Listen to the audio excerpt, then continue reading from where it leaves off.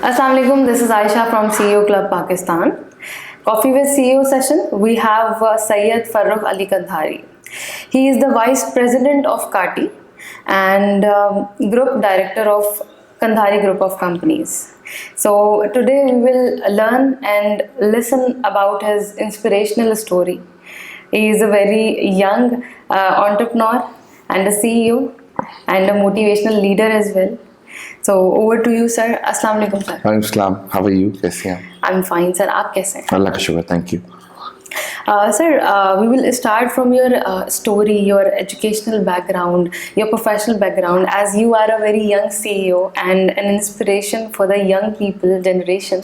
So tell us about your story, sir. Madam, education basic Karachi से थी. I did my O and A levels from Karachi.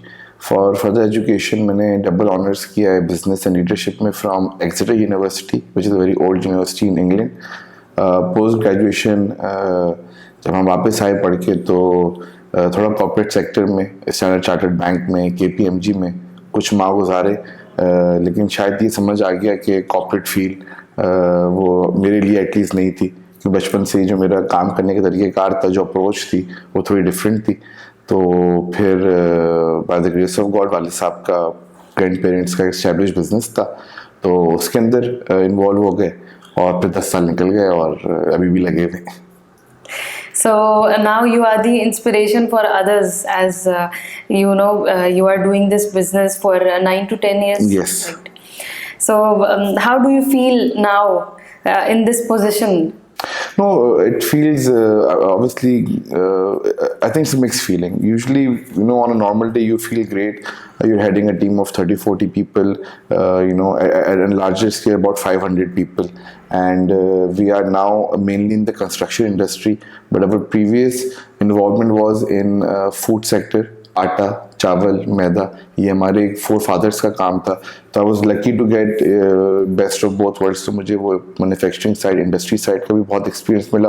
और फिर पिछले कुछ चंद साल से हम कंस्ट्रक्शन इंडस्ट्री में आ गए, जिसमें हमने देखा बड़ा बूम आ गया है, तो वहाँ का भी बड़ा एक अच्छा एक्सपीरियंस मिला. तो it feels good, every day you wake up and you do something different. It feels nice. So it's just 2 words, like 9 to 10 years, but tell us more about your hardships. What are your pride points? What are your pain points? Honestly speaking, I think ये accept भी करना चाहिए कि we don't have the hardships which my parents or my great grandfather had to go through. मैं हमेशा कहता हूँ कि मैं बहुत हार्ड वर्क तो कर सकता हूँ, लेकिन मैं स्ट्रगल नहीं करूँगा, क्योंकि अल्लाह का बहुत नवाजिश थी कि हमें वो प्लेटफॉर्म, वो कारोबार सेट मिल गया है जिसको करने के लिए बहुत और लोग हमारे शहर में आ रहे हैं, हमारे मुल्क में बहुत मेहनत करते हैं.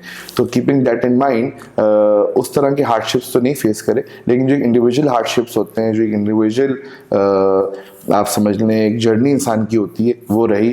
टफ टाइम भी देखा, बड़े टफ दिन भी देखे, कारोबारी तौर पे भी, पर्सनली तौर पे भी, और भी बड़े अच्छे दिन भी देखे. तो ये तो एक रोलर कोस्टर है, तो ऊपर नीचे होता रहता है. But all in all very well, अल्लाह का शुक्र है. So as you are managing all this business and all these things, like in your business, your cash flows, your income statement. So in COVID times, I want to ask you that how you face all these things, how you predict after 5 years your business, and what strategies you have made. देखिए, with regards to COVID, I personally feel that it has really changed the world, including Pakistan. We cannot say that we are a third world country, or we are so far from the West that it doesn't affect us in the same way. It does. कहीं ना कहीं आपका और मेरा जिस तरह दिमाग function करता था, जो हमारी ख्वाहिशात, हमारी चीज़ें, हमारी विशेज़, हमारी लाइक्स डिसलाइक 2-2.5 साल पहले थी, वो अंदर ही अंदर चेंज हो गई, और शायद हमें अंदाज़ा भी नहीं हुआ, बिकॉज पूरी दुनिया, पूरा शहर, पूरा मुल्क कलेक्टिवली उस टनल से गुजर रहा था. So I feel that post-COVID, and I mean we are still during COVID. With the pandemic, a lot has changed. But at the same time, it has also given opportunities. We have about 5 companies, different industries, which work under our group of companies, and one of them was formed in COVID. We had a very big department which was working for various our own products. And जब Covid आया तो हमारे 2-3 काम तो बंद हो गए, बिल्कुल रुक गए. तो मुझे मेरे फादर ने कहा कि you don't have to fire these people, try to find a job for them in these times. जहाँ इतना बुरा हाल था हमारे मुल्क का और इकोनॉमी का, we can not fire these people. So in the amid COVID-19, in the middle of the COVID-19, we started a marketing agency. We realized that all of those people could be used because it was an easy step in. And today that company itself is started from 3 employees, 4 employees. Now it's about 15 employees. We started with 2 clients. Now we have about 20 clients. And we are serving multinationals. We are serving top companies. So again, COVID आया तो हमारे लिए वो एक opportunity बन गई कि हमारी मजबूरी बन गई थी. तो हमारी मजबूरी से हमने अपनी अपॉर्चुनिटी निकाली. यही मैंने कई बिजनेस को, चाहे आप कोरंगी के हवाले से इंडस्ट्रीज देख लें या हमारे मुल्क के हालात देख लें, कि बहुत सी ऐसी कंपनीज हैं जो टेक बेस हैं, जो इस टाइप की डिफरेंट जो एग्जिस्ट नहीं करती थी आज से 2.5 साल पहले, आज वो ग्लोबली बहुत अच्छा काम कर रही हैं. So how do you see leadership? I mean कि leadership crisis है हमारे मुल्क में, तो as a young CEO आपके अंदर वो spark है और intellectuality है to train people, to understand people. So कैसे देखते हैं आप leadership को? देखिए मैडम, ये बात तो सच है कि लीडरशिप, ये जो आपकी वो ट्रेड्स होते हैं वो आपके अंदर, you have to be born with them. I feel that personally. Others में से elsewise that there certain things which come to you internally, अंदर से एक आपको वो होता है. That is the core of it. However, you can obviously build upon it. So if you have the basic spark, you can really build upon it. I was very fortunate. I got a chance to work with Korangi Association of Trade and Industry for about 2 years before I was given a chance to be vice president of the association. And that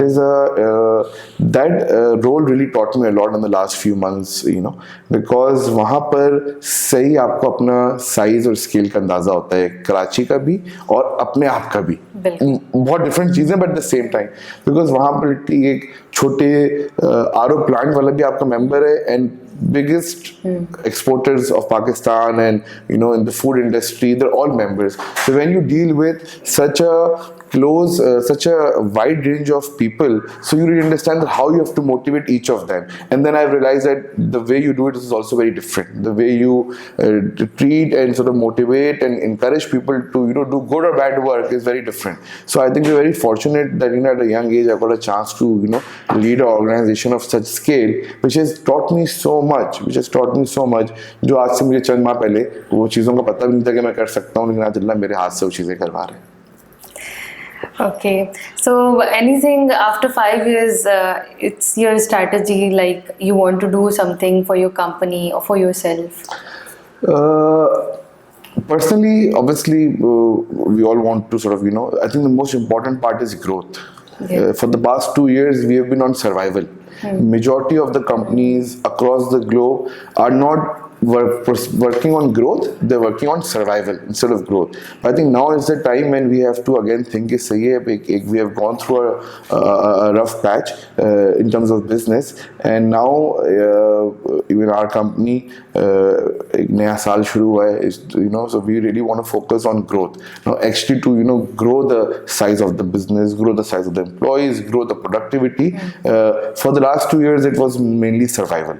With regards to 5 साल में क्या होगा, I think we are the next 5 to 10 years are one of the most unpredictable 5 to 10 years across the range, right? Because Covid के असली impact अब आएंगे. मेरा मानना ये कि पेंडेमिक अब शुरू हुआ है, जो लोगों को सैकड़ों केसेस हो गए और लोग बीमार हो गए, वो तो उसका एक स्टार्ट था, वो तो एक किक ऑफ पॉइंट था. लेकिन अगर आप हिस्ट्री पढ़ें, ह्यूमन हिस्ट्री पढ़ें, कि जब भी इस नौयत का कोई पेंडेमिक है, कोई इस टाइप की कोई चीज़ आई है पूरी दुनिया को जिसने अपने लपेट में लिया है, तो उसका इम्पैक्ट 10-12 साल बाद आता है. वो अनएम्प्लॉयमेंट, वो फ्रस्ट्रेशन, वो मेंटल इश्यूज, वो फिजिकल जो कंस्ट्रेंट्स लोगों के हो गए, फाइनेंशियल कंस्ट्रेंट्स हो गए, उसका इम्पैक्ट 5 साल 7 साल बाद आएगा. तो when we are planning for those 5 years, सही ना, I feel that you have to keep a lot of unpredictability and ambiguity in mind कि यार ये बहुत से ऐसे फैक्टर्स होंगे जो हम आज भी बैठ के लिख नहीं सकते, लेकिन वो अपना रोल प्ले करेंगे. तो we are doing our planning keeping that in mind. But as I said that the focus is on growth. The focus is on expanding now. It's not about survival. I think we have done well with that, you know, as a company, as a country, as a nation, I think. So, do you think that emotional intelligence is important? Of course, very important. I feel that if you are in a leadership place in any company, you can talk about the big giants, the big banks, or the big multinationals. I would not like to name any, but and if you take a small company जो एक Sethia culture company है जहाँ एक 12-14 लोग काम कर रहे हैं और वो कराची में कहीं बैठ के छोटे दफ्तर में काम कर रहे हैं, emotional intelligence plays the most important role. During my education as well, I remember we did a course on psychology and business psychology, and that's what they all taught us, that it all depends on how you take your resources. For me, my human resource, my employees, the people who work for me are the most important resource, and they can only be motivated or sort of you can only deal them with emotional intelligence. वो कोई machinery या वो capital या वो आपका कोई building तो है नहीं, दीवार तो है नहीं कि रंग करते तो खूबसूरत हो गई. इट इज़ वो ह्यूमन बींग्स, इंसान है, अलग अलग तबकों से आ रहे हैं, अलग अलग वॉक ऑफ लाइफ से आ रहे हैं, अलग अलग मसाइल लेके अपने घरों के आ रहे हैं, और जब वो दफ्तर में आते हैं तो आई फील कि अपने स्टाफ से एंड देन एट लार्जर उस पर अपने मेंबर्स से जो हमारे चीज़ों को हम करते हैं, इवन आप लोग जिससे आते हैं हमसे मिलते हैं, तो emotional intelligence plays a very important role. And to be strong emotionally, to be stable emotionally, to be in control of your emotions is very important, because वो कहते हैं ना कि किसी की आप तलवार रोक सकते हैं लेकिन ज़बान नहीं रोक सकते. तो अगर आपकी ज़बान से एक अल्फाज निकल गया या कोई बुराई निकल गई या कोई एक डांट निकल गई, मे बी आप उसको 2 मिनट बाद खुद रिग्रेट करें, लेकिन वो सामने वाले बंदे का आपने इतना डिमोटिवेट कर दिया है, उसको अपने इतना अगेंस्ट कर दिया, फिर उसकी इमोशनल इंटेलिजेंस कितनी आपको ये भी नहीं पता कि how will he be able to take it in the same way. So important, there is a lot of importance of emotional intelligence to when you are in business, especially if you are leading a company or an association or a group of people. You have to be very stable and you have to be very calm with these things. So in these years, 9 to 10 years, any decision, toughest decision you have taken in COVID times? Oh, many. I was reading a book, I think, उस पे वो I think Jeff Bezos की book थी. तो Jeff Bezos ने किसी ने सवाल किया कि जी आप दिन में क्या करते हैं, what is your typical day at work? So he said कि जी मेरी ख्वाहिश होती है कि मैं दिन में 3 अच्छे डिसीजन कर लूँ बस, क्योंकि मैं इतने बड़े पोजीशन पे आ गया. Obviously he is leading a multi billion बल्कि now $1 trillion company. So he said कि अगर मैं 3 अच्छे डिसीजन कर लूँ ना तो मेरे लिए काफ़ी, क्योंकि मुझे वॉरेन बफे ने कहा था, सही ना, जिसको मैं लुक अपॉन करता हूँ कि अगर मैं साल में 3 अच्छे डिसीजन कर लूँ तो बड़ी बात है. तो कीपिंग दैट इन माइंड कि आपका सवाल ये था कि आपने कोई टफ डिसीजन किए या आप कोई इस टाइप के कोई आपको, तो हमने तो रोज टफ डिसीजन किए अपने बुनियाद पे, अपने स्केल के हिसाब से. कारोबारी तौर के ऊपर हमारा बहुत बड़ा इंपोर्ट का काम था और वो पूरा हमने बंद कर दिया इन द लास्ट 2 years. इनिशियली क्योंकि डॉलर बड़ा बढ़ना शुरू हो गया था, वो डॉलर हमारे काबू में नहीं आ रहा था कि फिर ये कोविड आ गया. जब कोविड आया तो जनरली दुनिया रुक गई. जब कोविड से थोड़ा हमने निकलना शुरू हुए तो फिर लॉजिस्टिक्स के इशू आ गए. तो वो एक जो 2 साल का टाइम आया, तो something which we have been doing for past 50 years. My grandfather started importing plant and machinery of rice and flour एंड इस मिल की करते थे, और हमारे पास बड़ी बड़ी एजेंसीज थी स्विस एंड जर्मन कंपनीज की. In the last 2 or 3 years just वर्कल के फेड नहीं हो जाता, it just faded away. And those big decisions to make, because we have invested not time, not money, but so much time. 3 generations were working in that industry, and we just decided that maybe this is not the business we should be in anymore. So we imported, इतनी discourage कर दिया. अभी भी लोग कर रहे हैं, लेकिन अब local production भी आ गई है, 10 alternative आ गए, तो हमने बहुत बड़ा decision किया. इसी तरीके से when I was studying abroad, I had a lot of pressure and suggestions from my family only. कि यार आप इंग्लैंड में रह गए हो, 3-4 साल आप यहाँ पढ़ गए हो, better you stay here, do some sort of business here, or start a corporate life here. तो मैंने कहा जी नहीं, मैं तो वो इंसान ही नहीं हूँ जो बाहर जाए और फिर वहीं रहे, मुझे तो पाकिस्तान वापस जाना है, not only for my country but also for my family who have done so much for me. और मैं जब मेरा वक्त आए कुछ पे बैक करने का, तो मैं अपनी ट्रेन लेके निकल जाऊँ, ये पॉसिबल नहीं था। तो many decisions, many things in life. Any role model? Many role models you can say अलग अलग उसमें, लेकिन I think somebody who is I have really looked up to is my dada, my grandfather, because he's the iron man behind everything we are, our family is, our company is, and I am. He's the one who started from a very very very sort of बहुत छोटा सा शुरू करना जिसे कहते हैं ना, और उन्होंने जो हार्ड वर्क और उन्होंने जो मेहनत करी है, सो नाउ जब भी मैं परेशान होता हूँ या मैं कोई ऐसे कारोबारी चीज़ें फंस जाता हूँ जहाँ कोई रास्ता समझ में नहीं आता या बोलते हो यार ये किस तरीके से हम यहाँ इस पॉइंट पे कैसे पहुंच गए, then I always look up to him because the kind of resilience and perseverance and the kind of strong minded he has, उनकी खाली 5 मिनट की बातें जो है ना हमें इतना मोटिवेट कर देंगे, सुबह जाके हम फिर वो मसले को हल कर देते हैं, क्योंकि वो इतना कुछ गुजर चुके हैं अपनी ज़िंदगी के अंदर कि जिस शख्स ने बहुत मेहनत से अपने हाथ से हर चीज़ सेट करी हो और बहुत ऊंचे मुकाम तक पहुँचाया हो, तो फिर वो आई थिंक मेरे सिस्टम के अंदर is the biggest role model. मैं को यहाँ बैठ के मार्क जकरबर्ग और रिचर्ड ब्रांसन की बातें नहीं करूँगा, वो लोग हमसे बहुत दूर हैं। हमारे घरों में, हमारे खानदानों में इतने इतने बड़े बड़े क्या कहते हैं टाइकून्स बैठे हुए कि we should I think look up to them, I think. बिल्कुल ऐसी है। So how you cope up with the anger or stress in your working hours or frankly speaking बहुत ग्लास तोड़ता हूँ। अगर आप ये डालना चाहे तो आप डाल सकते हैं। हमारे पास कोई 6-8 हर 2-3 महीने में 12 ग्लास आते हैं, मैं 6 तोड़ देता हूँ। I mean but that is a joke.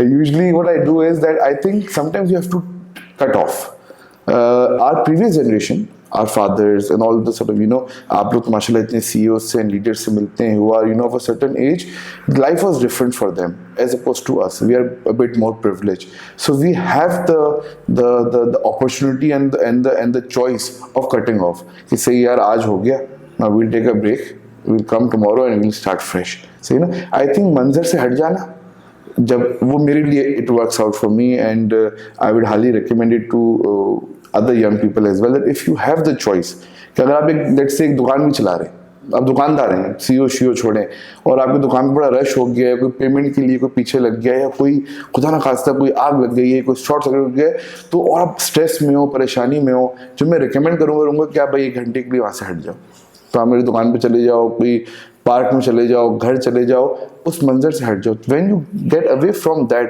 for about even for hours or days or weeks whatever, when you come back with a fresh energy, you come back with a fresh thinking.